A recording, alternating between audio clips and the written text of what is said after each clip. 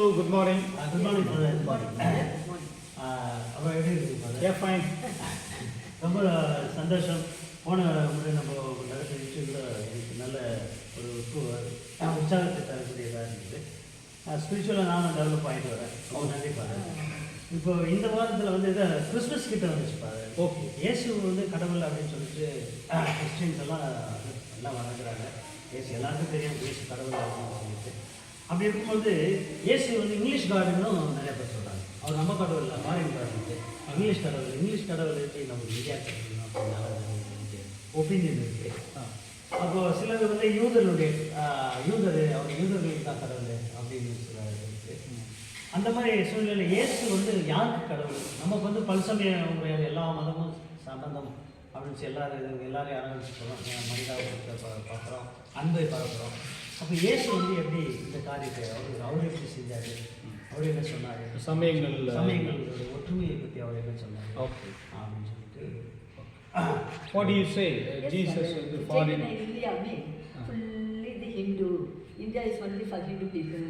People's mind. But the Christians, so they are from foreigners. So they don't only to speak in English. Then there is a foreign God. The people's mind is the same. Yes. அன்புக்குரியவர்களே, இயேசு வந்து first of all வந்து ஒரு foreign கடவுள் அப்படின்னு சொல்கிறது ரொம்ப தப்பு. ஏன்னு சொன்னால் இயேசு வந்து ஒரு ஆசியன்னா ஆசியாவில் தான் பிறந்தார். பாலஸ்தீன், இஸ்ராயல், அந்த பெத்லகேம் சொல்கிறோம் இல்லையா, அந்த இடத்துல தான் பிறந்தார். அப்போ ஐரோப்பாவை விட இயேசுநாதர் வந்து ஆசியர்னு சொல்லலாம். அதனால இயேசு வந்து ஃபாரின் கடவுள் நம்ம சொல்ல முடியாது. நம்ம இந்தியாவோட சம்மந்தப்பட்டவர் தான் ஆண்டவர் இயேசு. அதனால் அதே சமயத்தில் நம்ம சொல்கிற மாதிரி ஏசியாவுக்கு மட்டும்தான் அப்படின்னும் கிடையாது. ஏன்னா இயேசு பிறந்தது வந்து உலகத்துக்கு தான்.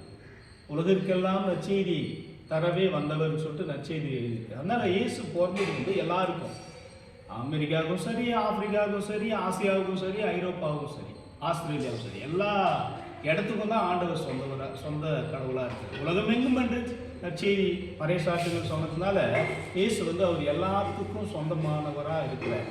அதனால் வந்து இயேசு வந்து ஒரு ஃபாரின் காட் அப்படின்னு சொல்ல முடியாது. எல்லா இடத்துக்கும் அவர் நம்ம போன முறை சொன்னும் போது கல்ச்சர், எல்லா கல்ச்சருக்கும் அந்த ரிலிஜன் இருக்குது. எல்லா கல்ச்சரும் இயேசுவை கொண்டாட முடியுது. அதனால் வந்து இயேசு வந்து ஃபாரின் காட் அப்படின்னு நம்ம சொல்லக்கூடாது. அதே போல் இயேசு வந்து இங்கிலீஷ் காட், அது தமாஷா இருக்கும். இயேசு வந்து இங்கிலீஷ் காட் சொல்கிறது தமாஷா இருக்குது, அப்படி கிடையாது. புனித தாமஸ் அப்போஸ்தலர் வந்து ஃபஸ்ட்டு இந்தியாவுக்கு தான் வந்திருக்கு. 12 அப்போஸ்தலரில் ஒருத்தர் இந்தியாவுக்கு வந்திருக்கிறார். அப்போது அமெரிக்கா அதே போல் இங்கிலாந்துக்கு போகிறதுக்கு முன்னாடி இயேசுடைய சீடர் இந்தியாவுக்கு வந்திருக்கிறார். அதனால் இயேசு வந்து இந்தியாவுக்கு இயேசு நமக்கு செயின்ட் தாமஸ் மவுண்ட். ஸோ இப்போ தான் ரீசெண்டாக போயிட்டு வந்தோம். ரொம்ப அருமையான இடம்.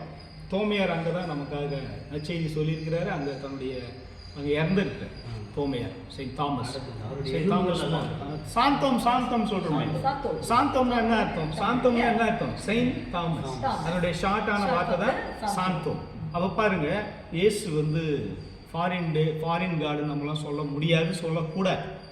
எல்லாருக்கும் சொந்தம். இயேசு வந்து கடவுள் விண்ணிலிருந்து பூமிக்கு வந்தவர்னாக்கா அந்த பூமிக்கு தான் ஆண்டவர், தவிர பூமியில் நம்ம பிரித்து இயேசு நம்ம நினைக்கிறோம். ஸோ அது ஒன்று. அடுத்தது வந்து எல்லா சமயங்களையும் இயேசு எப்படி பார்ப்பார் அப்படின்னு நீங்கள் கேட்குறீங்க. இயேசு வந்து எல்லாவற்றையும் தான் ஏற்றுக்கிறார். எல்லா நல்லதையும் ஏற்றுக்கிறார். உதாரணத்துக்கு இந்த செஞ்சூரியன் சொல்லுவோம். நூற்றுவ தலைவன் வந்து ரோமன். அவர் வந்து இது கூட கிடையாது. யார்? ஜெருசலேமுடைய யூதரும் கிடையாது. அவர் வந்து ரோமன் வந்து ஆண்டவரே என்னை வழிநடத்துங்க, என் மகன் வந்து உடம்பு சரியில்லாமல் இருக்கிறான், செத்துருவான் போல இருக்குது, எனக்கு கொஞ்சம் நீங்கள் தான் ஆண்டவர், எனக்கு தெரியும், அதனால் எனக்கு கொஞ்சம் வழிநடத்துங்கன்னு கேட்குறேன். அப்போ அவர் எந்த சமயம்? நூற்றுவ தலைவர். அவர் ஏதோ ரோமனாக இருக்கிறார். ஆனால் இயேசு போய் தாழ்ந்து அவர்கிட்ட ஜெபிக்கும் போது ஆண்டவர் அவர் அற்புதத்தை சொல்லுவார். அப்போ அங்கே சமயம் வருதப்ப சமயமே வரல.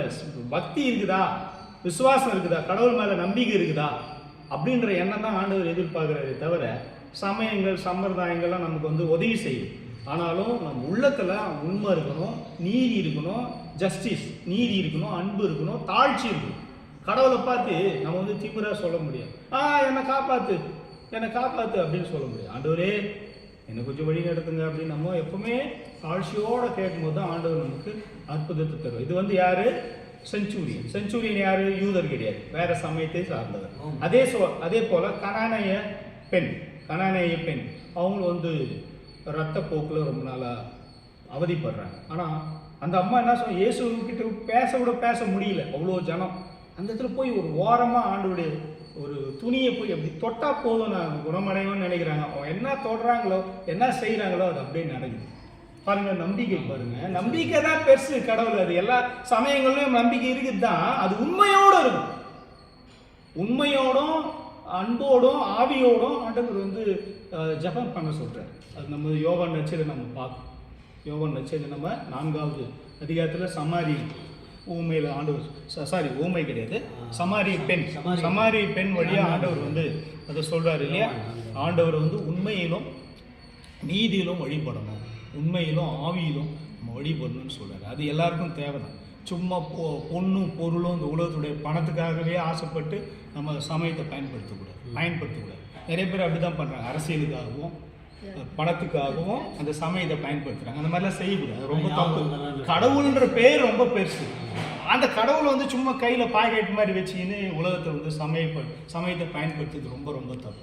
அதெல்லாம் செய்யவே. கிரிக்கெட்டில் வின் பண்ணுறதுக்கு யாகம் நடத்தினாங்க, அது மாதிரிலாம் பண்ணுறது அது நமக்கு தேவையில்லை. அது வந்து பாலிடிக்ஸு. பட் பாலிடிக்ஸ்லாம் நம்ம கடவுளை பயன்படுத்திருக்கோம். எப்படின்னா என் இஷ்டத்தை செய்யறதுக்காக கடவுளை பயன்படுத்தணும்னு சொல்கிறேன். கடவுளுடைய செயலை, கடவுளுடைய சிந்தனைகளை செய்யறதுக்காக நாம முயற்சி பண்ணுமே தவிர, என்னுடைய சிந்தனை, என்னுடைய பணம், என்னுடைய பவரு, என்னுடைய பாலிடிக்ஸ் எதுக்காக வந்து கடவுளை பயன்படுத்தணுன்றது வந்து சுயநலம். அது சுயநலம். அந்த மாதிரிலாம் நம்ம பண்ணக்கூடாது. அதனால தான் கடவுள் பார்த்தீங்களா, இயேசு வந்து ஒரு அரசியலாக உருவாக்குனார்.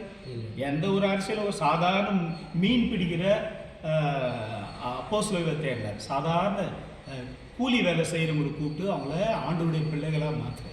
அதுதான் ஆண்டவர் விரும்புகிறார். அதை தான் தந்தையின் விருப்பத்தை நான் நிறைவேற்றுவது, கடவுளுடைய விருப்பத்தை தான் ஆண்டவரே சொல்கிறேன்னு சொல்கிறார். அதனால் மனிதர்களாகிய நாம் வந்து நம்ம இஷ்டத்துக்குன்னு ஒரு வாழ்க்கையை உருவாக்கிட்டு வாழ்ந்துக்கணும்னு சொல்கிறத விட, கடவுளுடைய சிந்தனை என்ன, அவருடைய கடவுளுடைய ராஜ்யம் என்ன, கடவுளுடைய அரசு என்ன, அதுக்காக தான் இயேசு உழைத்தார். அப்போ அதில் எல்லாமே அடங்குது.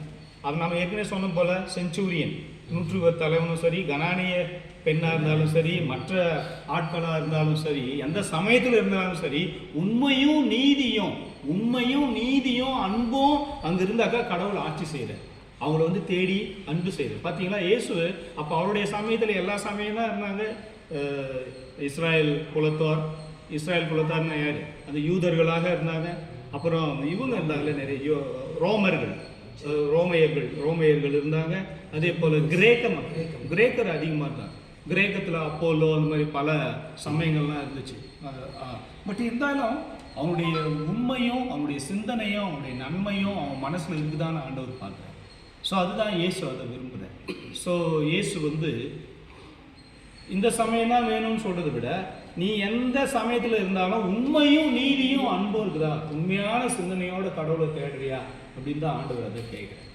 நோஸ்ட்ரா எட்டாத்தே என்ற புத்தகத்தில் 1964-65 வந்து வேட்டிகன் செகண்டே அதுதான் சொல்லுது. எல்லா சமயங்களும் இருக்கிற அன்பை வந்து ஆண்டவர் வந்து வெளிப்படுத்துகிறாரு. முக்கியமாக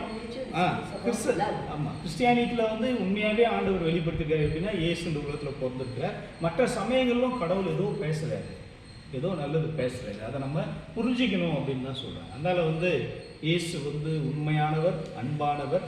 அதையும் நாம் அந்த உலகத்தில் செய்யணும். உண்மையும் அண்மையும் நாம் தேடணும் தவிர, ஒரு குழுவை உருவாக்கிட்டு, ஒரு சமயத்தை உருவாக்கிட்டு, ஒரு ஜாதியை உருவாக்கிட்டு, ஒரு சொசைட்டியை உருவாக்கிட்டு இதுதான் சரி அப்படின்னு சொல்லக்கூடாது.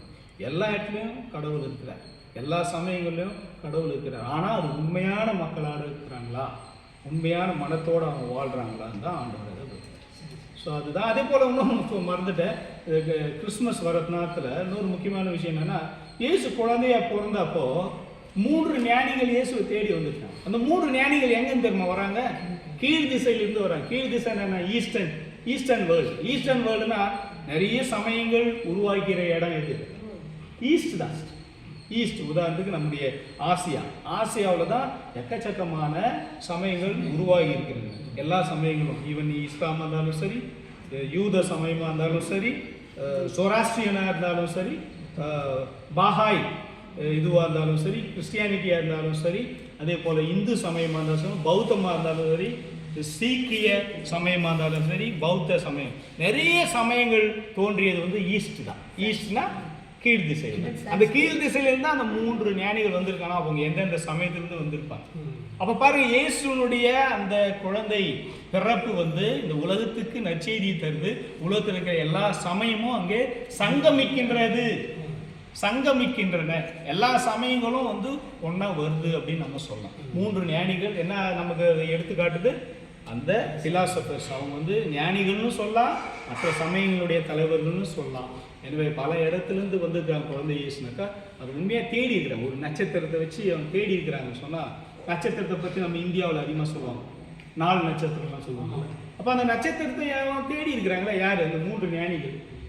நட்சத்திரம் இந்தியாவில் அதிகமாக பேசுகிறோம் இல்லையா, நட்சத்திரத்தை பற்றி 4 நட்சத்திரம் பற்றி பேசுவாங்க. அப்போ அந்த நட்சத்திரத்தை வச்சு தானே அந்த 3 ஞானிகள் குழந்தை இயேசு தேடி வந்துருக்கிறாங்க. இதெல்லாம் நம்ம நினைச்சு பார்க்கணும். Very interesting. இயேசுவின் வழியாக எல்லா சமயங்களும் அங்கே ஒன்று இணைகின்றன, சங்கமிக்கின்றன. அதனால் அதுதான் நம்ம செய்யணும். இனிமேல் கொஞ்சம் ஒரு புதிய சிந்தனையோடு நம்ம மாறணும். அப்போ உலகம் அழகாக மாறும். எனவே அந்த ஒரு செயல்கள் நம்ம செய்வோம். So thank you very much. அதுக்கான முயற்சிகளை நம்ம செய்வோம். So thank you.